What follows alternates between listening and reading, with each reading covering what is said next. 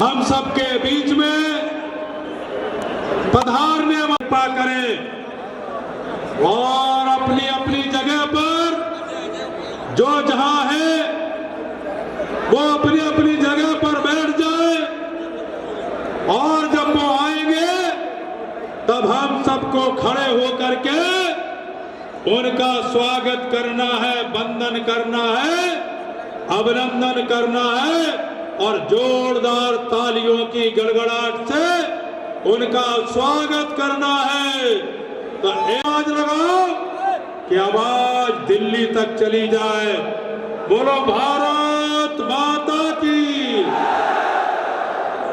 ये ऐसे हमारे प्रधानमंत्री जिन्होंने चीन और पाकिस्तान को सबक सिखाने का काम किया, जिन्होंने आतंकवाद, अलगाववाद और नक्सलवाद को मिटाने का काम किया, जिस प्रधानमंत्री जी ने भारत का डंका पूरी दुनिया में बजाने का काम किया। और ऐसे प्रधानमंत्री कोई राम जन्मभूमि नहीं है, वहां पर टॉयलेट बनवा दो। ऐसे लोगों को वो कहते रहे कि ये भारतीय जनता पार्टी वाले लोग ये कहते रहेंगे स्थापित हो। इसके लिए जरूरी है कि तीसरी बार हमारे प्रधानमंत्री फिर से हिंदुस्तान के प्रधानमंत्री बने। और इसके लिए आप सबके चरणों में अपील है, आप सबके चरणों में विनती है कि हमारे बूथ पर जो वोट है वो वोट का परसेंटेज कैसे बढ़े, इसकी हमको सबको चिंता करनी होगी। दूसरा हमारे जो वोट, ये आपके चरणों में विनती विशेष रूप से मैं कर रहा हूँ। और इतनी बड़ी संख्या में आप सब यहाँ पर पधारे हैं। मैं जानता हूँ कि इस समय किसान का काम बहुत है, गर्मी बहुत है, लेकिन इसके बावजूद भी आप इतनी बड़ी संख्या में पधारे हैं। तो मैं जानता हूँ कि आप सबके चरणों को मैं बारंबार आपको प्रणाम करता हूँ और विनती करता हूँ कि ये चुनाव के केवल 10 दिन का समय रहा है।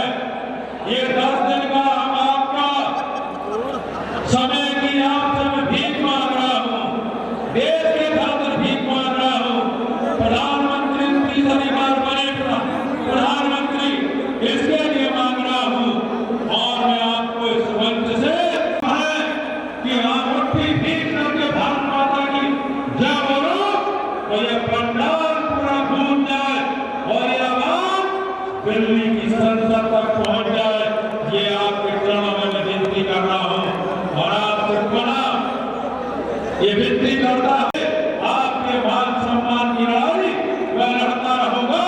बोलो भारत माता की। मजा नहीं आ रहा जब माननीय गृह मंत्री जी आ रहे तो आवाज बिल्कुल हो जाए। वो आ भी गए हैं, घुस भी रहे हैं। बोलो भारत माता की।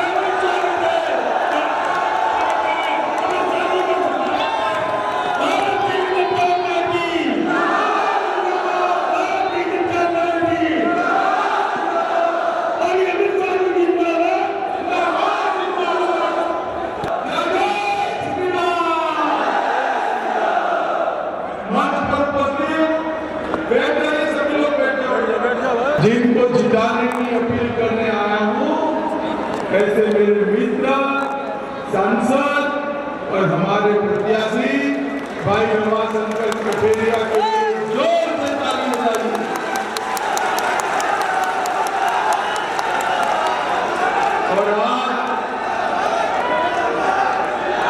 एक विशाल जनसभा में जहां तक नजर पहुंचे वहां तक लोग ही लोग विनती करने के लिए सबसे पहले मैं कालेश्वर महादेव, कालीवाड़ी, बालेश्वर महादेव, तिलुआ महावीर मंदिर और नीलकंठ मंदिर महादेव को प्रणाम कर मेरी बात सेंचुरी लगाकर सेंचुरी के साथ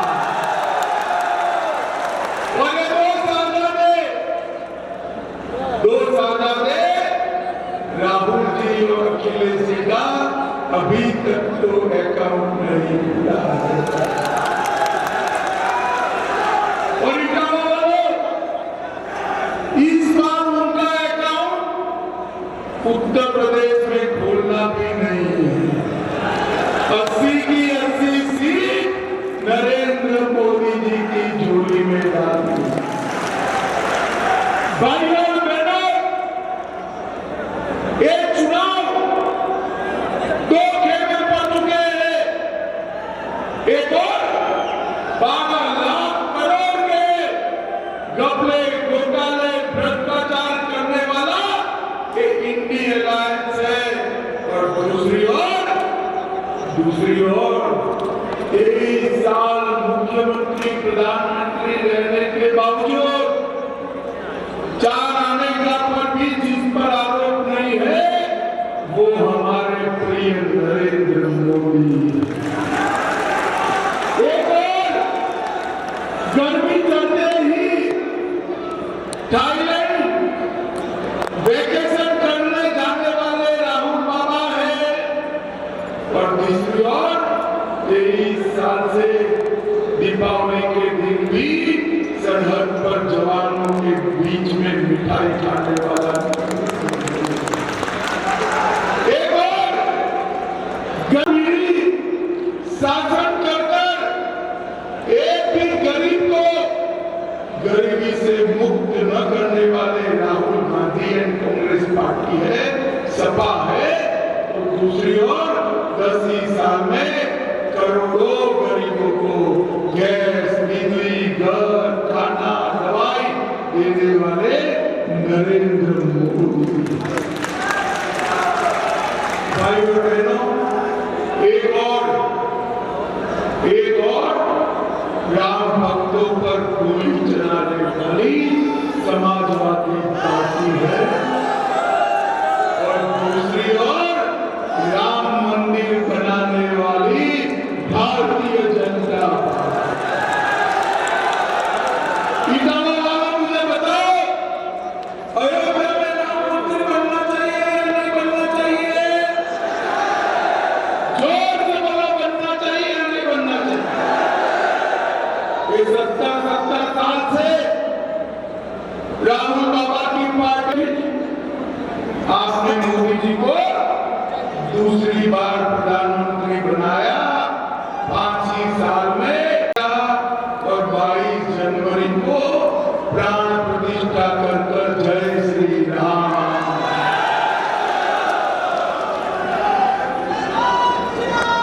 और मैं आज इटावा आया हूं, ये अखिलेश जी का गृह जिला है। मैं इनको पूछने आया हूं, भैया अखिलेश, आपको डिंपल भाभी को प्राण प्रतिष्ठा का निमंत्रण मिला था या नहीं?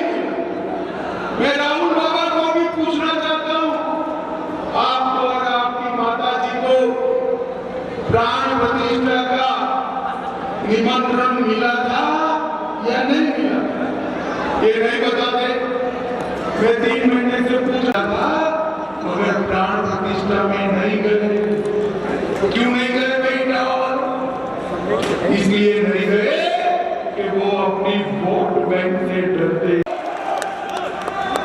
जिन्होंने प्राण सेवकों पर गोली को रोका और राम भगवान के प्राण प्रतिष्ठा का भी बहिष्कार किया, उनके बीच में और राम भक्तों के के बीच में आपको चयन करना है। किसको चुनोगे बताओ भाई? अरे ऐसे नहीं, जोर से बोलो, किसको चुनोगे? किसको चुनोगे? किसको चुनोगे? अरे रमाशंकर के नाम पर जो कमल चिन्ह है ना, उस पर जब बटन दबाओगे तो आपको दिया, आपने दिया हुआ एक एक वोट जो रमाशंकर को दे रहे हो, वो मोदी जी को प्रधानमंत्री बनाएगा।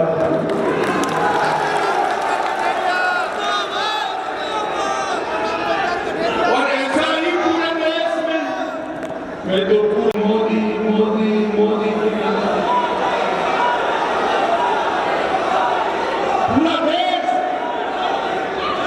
पूरा देश मोदी जी को प्रधानमंत्री बनाने के लिए तैयार है।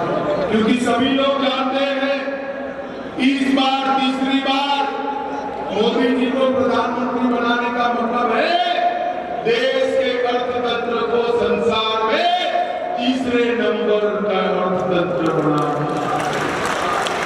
मोदी जी को तीसरी बार प्रधानमंत्री बनाने का मतलब है 3 करोड़ गरीब बहनों को लखपति दीदी बनाना।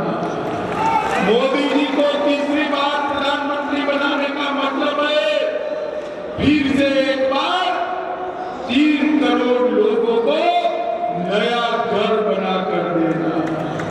मोदी जी को प्रधानमंत्री बनाने का मतलब है 13 करोड़ लोगों को मुफ्त में सूर्य घर योजना से मुफ्त में बिजली देना। और मोदी जी को बनाने का मतलब है चंद्रयान, मंगलयान और आदित्ययान को सफल बनाकर भारत का परचम अवकाश में फहराना। भाई और बहनों, मोदी जी ने 10 साल में देश को सुरक्षित किया। इटावा वालों मुझे बताओ कि कश्मीर जो है वो हमारा है या नहीं है? ऐसे नहीं, जोर से अंत तक बोलो, कश्मीर हमारा है या नहीं है? धारा 370 हटनी चाहिए थी या नहीं हटनी चाहिए थी?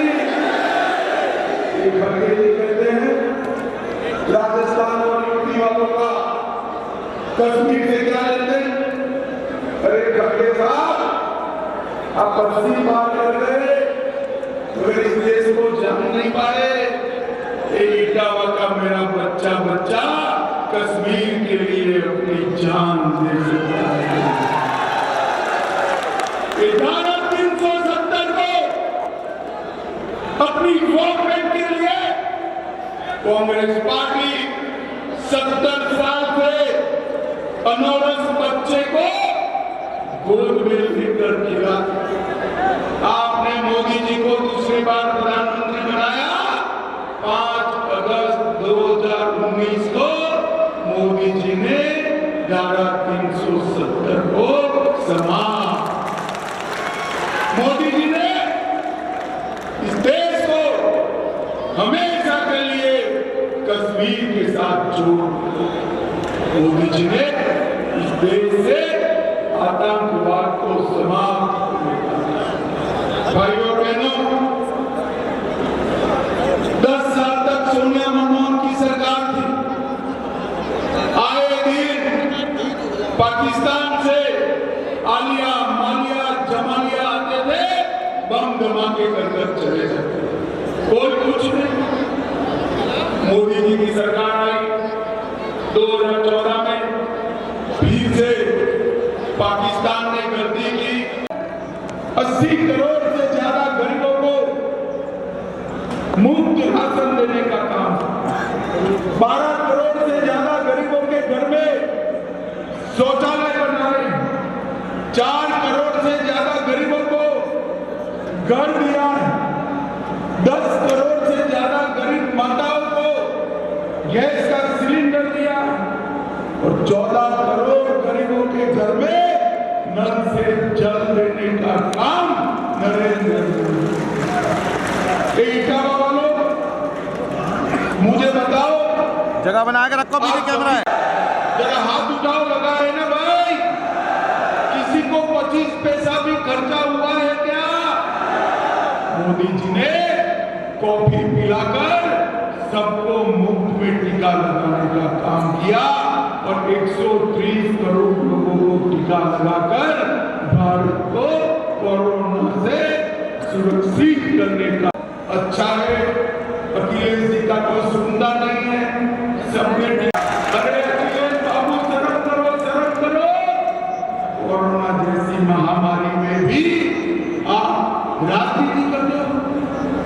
भाइयों बहनों, दुनिया में सबसे पहले टीका बनाकर नरेंद्र मोदी जी ने भारत को सुरक्षित करने का काम किया। ये समाजवादी पार्टी और कांग्रेस पार्टी दोनों परिवारवादी पार्टी। मुझे बताओ, जो अपने बेटे बेटी भतीजे भतीजियों को मुख्यमंत्री प्रधानमंत्री बनाता हो, इसके लिए राजनीति में आया हो, वो इटावा के युवाओं का भला कर सकता है क्या? कर सकता है भैया? बताओ जरा, कर सकता है? मैं आपको कहता हूं कि देश के युवा का भला केवल और केवल नरेंद्र मोदी और भारत को देखना है।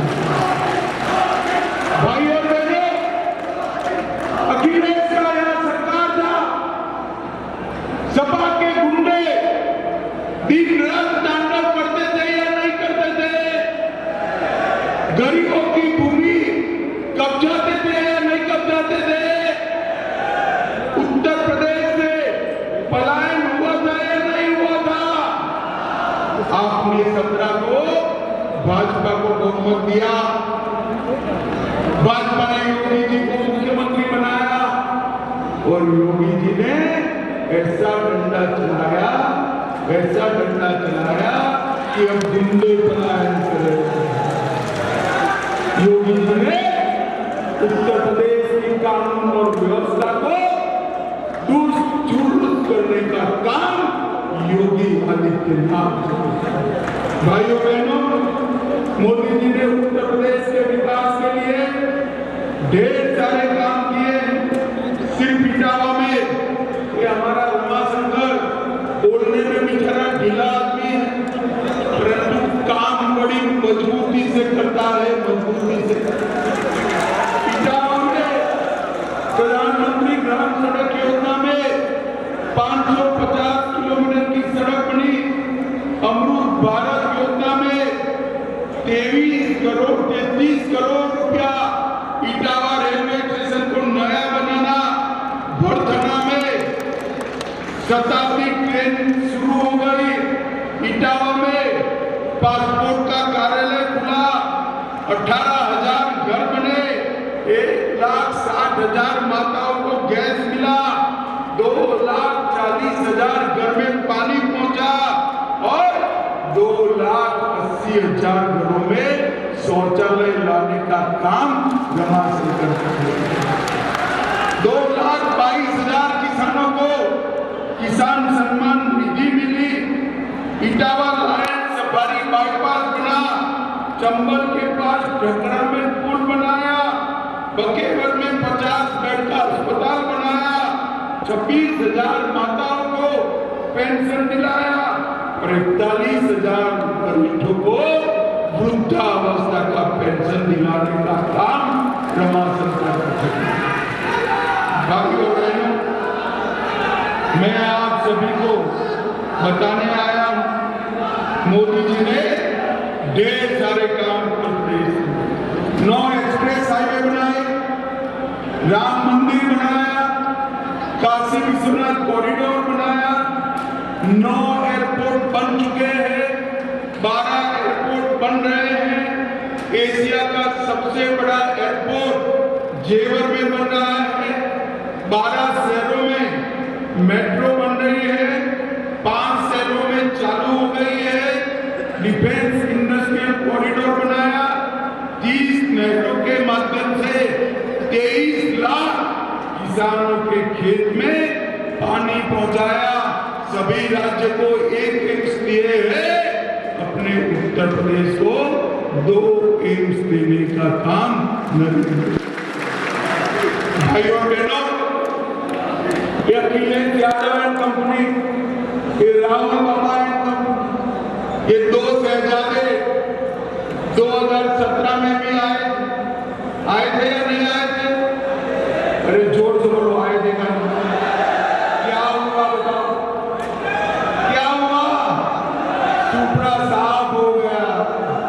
इस बार फिर से आए। आप सबकी जिम्मेदारी है। यूपी की 80 की 80 सीटें भारतीय जनता पार्टी और नरेंद्र मोदी। मुझे बताओ, रमाशंकर को प्रचंड बहुमत से जिताओगे क्या? जोर से बोलो, जिताओगे? कमल के फूल पर बटन दबाओगे? मोदी जी को तीसरी बार प्रधानमंत्री बनाओगे? 80 की 80 सीटें यूपी में जिताओगे? देखो इटावा वालों, कमल के फूल पर बटन तो दबाना है, मगर इतने गुस्से के साथ दबाना कि बटन इटावा में दबे, करंट इटाली में दबे। दबाओगे तो मेरे साथ दोनों हाथ उठाकर बोलिए, उठाइए दोनों हाथ, हृदय के संकल्प की मुट्ठी नीचे और बोलिए, भारत माता की वंदे वंदे, जय श्री राम, जय श्री राम। इटावा वालों का इतनी बड़ी संख्या में हमारे नेता रमाशंकर कठेरिया के स्वागत के लिए आने का बहुत बहुत धन्यवाद, प्रणाम।